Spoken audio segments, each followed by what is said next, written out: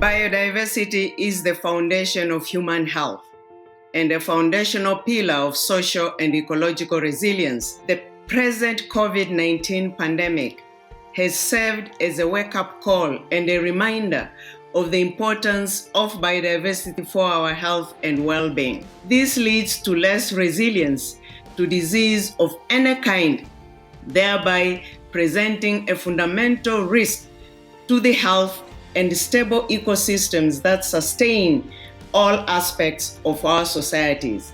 Our organisation EcoHealth Alliance has been investigating the origins of emerging diseases for the last 25 years. What we've been able to show is that we can predict where these diseases come from. They tend to emerge in areas with high biodiversity, often in countries that have got a low capacity to deal with them and that are rapidly developing, so they're encroaching into wildlife habitat.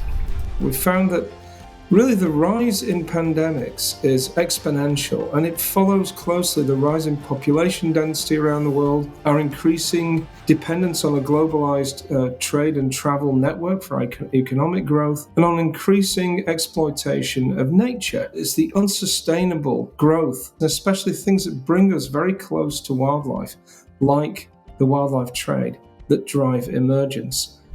Illegally traded specimens are also much less likely to be sold or bought where sanitary standards are being properly enforced, making the spread of diseases more likely. In contrast, a well-regulated, legal, sustainable, and traceable trade in species that are not at risk and that are respectful of sanitary and phytosanitary measures offers the possibility of sustainable livelihood to communities that are closest to nature.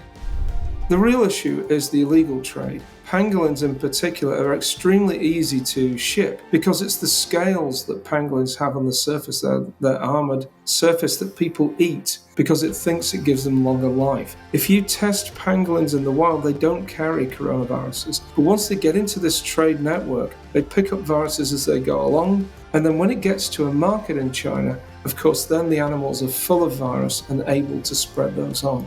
Now, the latest of these many pandemics is COVID-19. It won't be the last if we continue business as usual. And the next one is likely to come quicker, spread more quickly, and cause more economic and health damage to our populations.